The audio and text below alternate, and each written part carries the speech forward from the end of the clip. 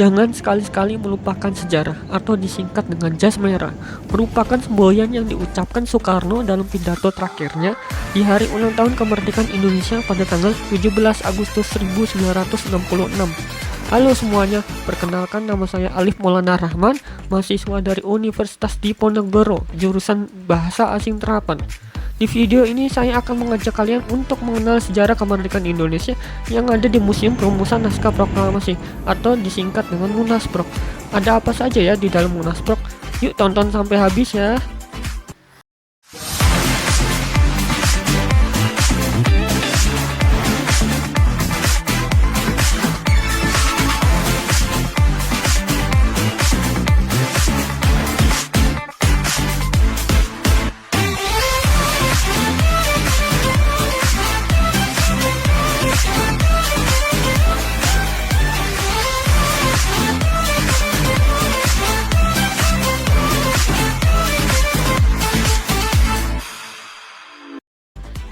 Untuk bisa pergi ke sana, kalian bisa menggunakan transportasi umum seperti kereta KRL komuter lain dan biayanya cukup murah.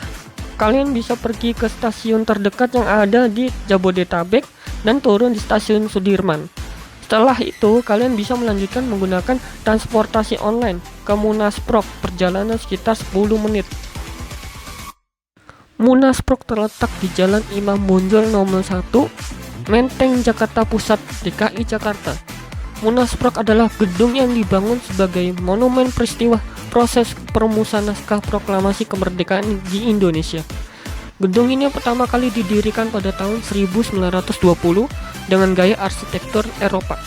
Museum ini terdiri dari 2 lantai. Lantai 1 terdiri dari ruang pameran prakemerdekaan dan lantai 2 ruang pameran benda-benda peninggalan sejarah pada masa itu. Museum ini buka setiap hari Selasa sampai Minggu dari jam 8 pagi sampai jam 4 sore. Harga tiketnya adalah Rp1.000 untuk anak-anak dan Rp2.000 untuk dewasa. Nah, kita sekarang sudah di dalam museum. Saya akan mengajak kamu berkeliling di lantai 1, memasuki ruang pertemuan. Ruangan ini merupakan tempat peristiwa bersejarah pertama dalam persiapan perumusan naskah proklamasi. Di tempat inilah Laksmana Maida menerima kedatangan Soekarno, Muhammad Hatta, dan Ahmad Subarjo sepulang dari Rengas Dengklok pada tanggal 16 Agustus 1945. Selanjutnya ada ruang perumusan. Ruangan ini merupakan tempat dirumuskannya naskah proklamasi. Menjelang dini hari, sekitar pukul 3 waktu Indonesia Barat, tanggal 17 Agustus 1945, Bung Karno, Bung Hatta, dan Ahmad Subarjo memasuki ruangan ini untuk menyusun konsep naskah proklamasi. Ini merupakan teks naskah proklamasi yang ditulis tangan oleh Soekarno. Selanjutnya memasuki ruang pengetikan. Setelah naskah proklamasi disetujui oleh para tamu yang hadir, Bung Karno meminta agar Sayuti Melik mengetik naskah proklamasi tersebut.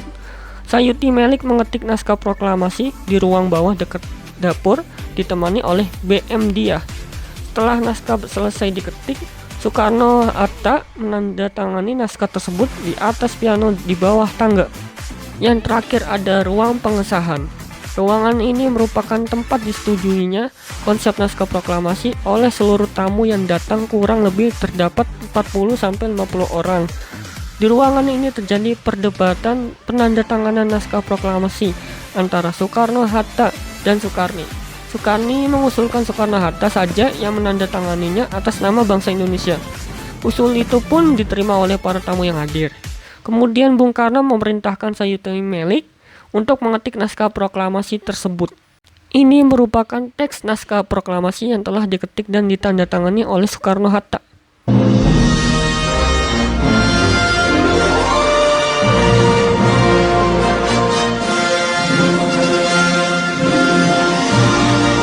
Pada tanggal 6 Agustus dan 9 Agustus 1945, Amerika Serikat menjatuhkan bom atom di kota Hiroshima dan Nagasaki. Hal inilah yang menurunkan moral dan semangat tentara Jepang di seluruh dunia. Pengeboman tersebut melumpuhkan Jepang. Karena itu, pada tanggal 14 Agustus 1945, Jepang menyerah tanpa syarat kepada sekutu.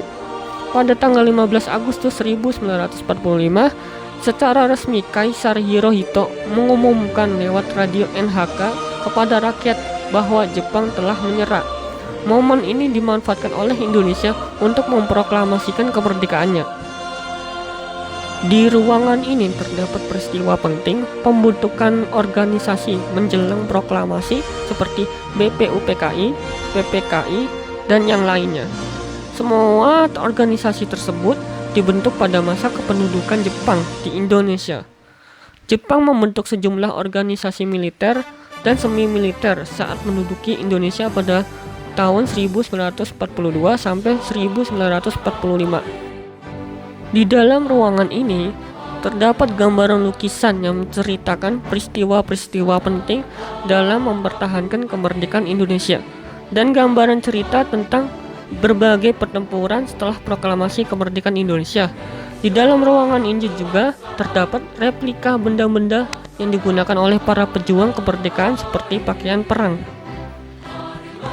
Ruangan ini merupakan ruang para tokoh-tokoh proklamator kemerdekaan Indonesia. Selanjutnya, ruangan terakhir yaitu ruang sejarah setelah kemerdekaan Indonesia di tahun 1950. Itu adalah beberapa informasi yang bisa saya sampaikan.